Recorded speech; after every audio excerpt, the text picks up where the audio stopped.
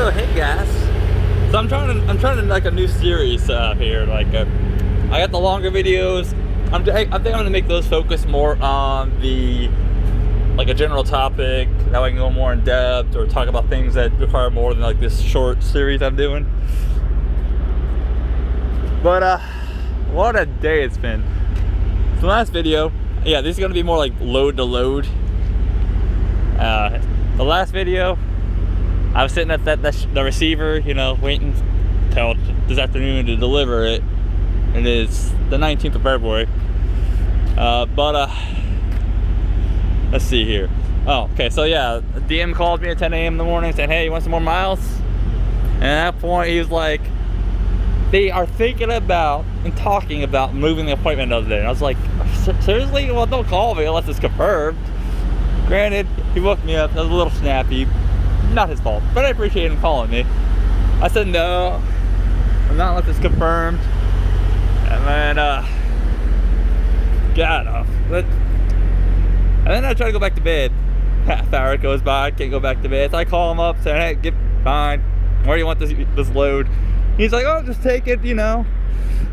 Take it over to the Oklahoma City yard. Man, that was a mistake. Yeah, this is the mothership yard, by the way. This is our main yard. Got some new trucks over there, haven't been stickered yet. These are all loaded trailers. I'm picking up my new one. There's the driver lounge. We got our built-in wash. I'm gonna shower before I leave here. But so I go there, get to the Oklahoma City yard. That trailer currently had 39,000 pounds in it. That one I was dropping off. And he was, so I get there, and I go, as I'm getting ready to go, you know, find a spot to drop it, I see another driver of ours, and he's stuck. He's driving an empty. So I figured, okay, I'll stop, I'll help him out, get him unstuck. Took about 30 minutes, we got him unstuck. Taught him a few things, he's not used to dealing with snow. So we get him out. He says he's gonna stick around, make sure I can get out. And because I had the back of the same spot, which, all right, I appreciate it, I really do. It's a little bright out here for my liking. So I stopped where I was stopped. It was a mistake because that yard was ice. It was polished ice. Like you, even walking, your feet are trying to go sideways, opposite ends on you. So I'm stuck with 39,000 pounds on this ice.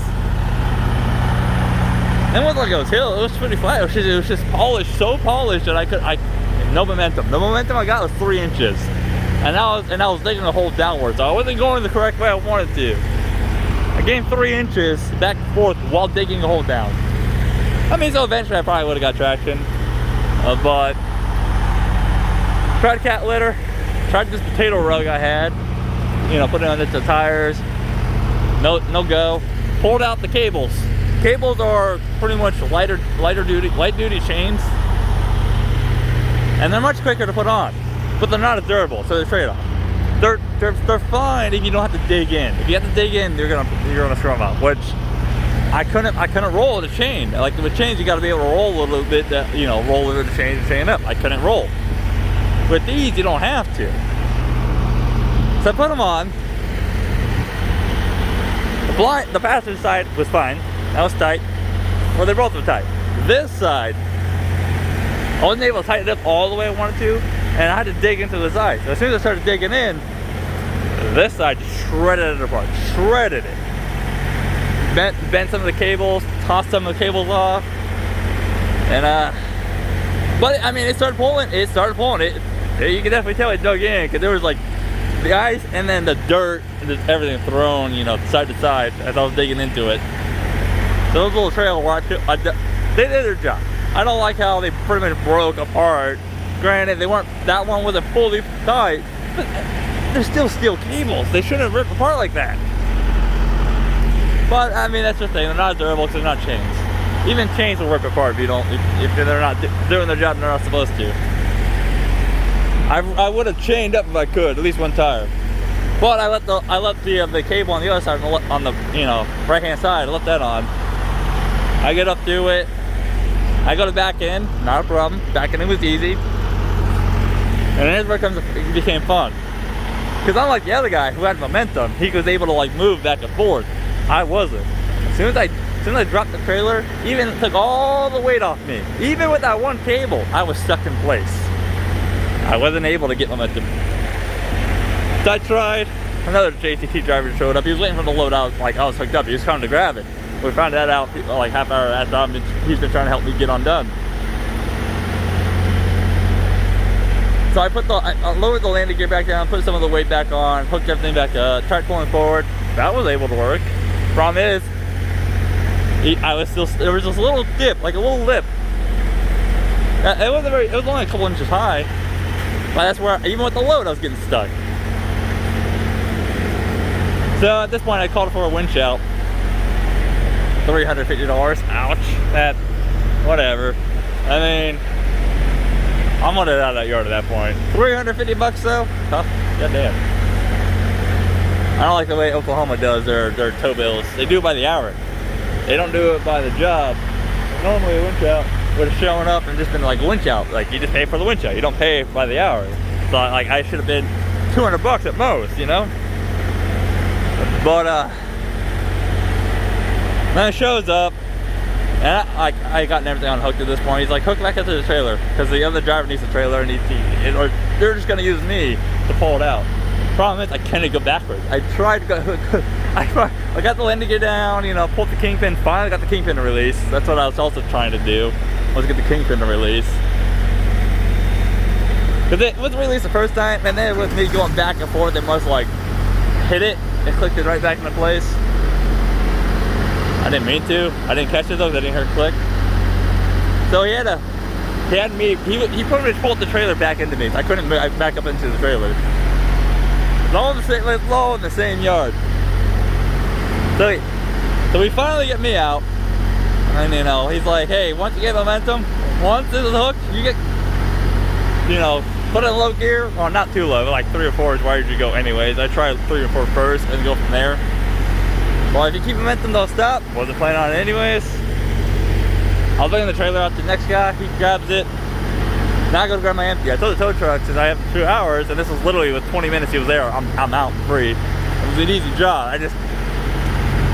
Reminds me, I need to buy a shovel, foldable shovel. I forgot to get one. But I told him to stick around in case I need him again for the when I grab my empty. My empty was my real, like where I really thought I was gonna get stuck. I didn't think I was gonna get stuck dropping. But I was like, stick around. I already picked out an empty where it was powdered. Like the rest of these rows were all ice. But the one where I would have to plow through backwards with powder snow. That's fine though. Powder's fine. Powder's traction. As long as it's not all iced up. I got stuck for like a half a second, but I was able to back up and then just drop it down into a lower gear. So I was at 3 trying to get out of it. Dropped into 2, let the tire spin a little bit more after I backed up and got out just fine. And then I'm rolling.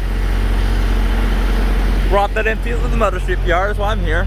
Well, also the shower, because well, you can't really see because I'm not looking at me, but I am a little dirty. Not as dirty as that band where I've had to change before, but you know, dirty. So I get over there, the empties go over there. Behind those trucks parked, like back there, there's 3 rows, and that's where the empties go. I go to grab it, I drop it there, go to get out from under it, and I'm spinning again. Because bobtails, getting out from under these trailers, even load or empty, they just don't like this stuff, they don't. So, my natural reaction too is always lower the suspension, lower the airbags, take all the weight off the 5th wheel, makes it easier to get in and out. And it also makes it easier for somebody else getting under it, for the next guy. So I raise my airbags back up.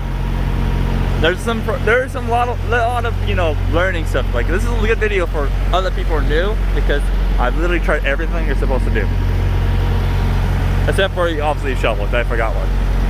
I gotta buy one. So I raise the airbags back up, press the 5th wheel all the way against the trailer again. Use that as a kind of like a little weight and try to kind of wedge myself out, kind of shoot myself out. And here's how you do it.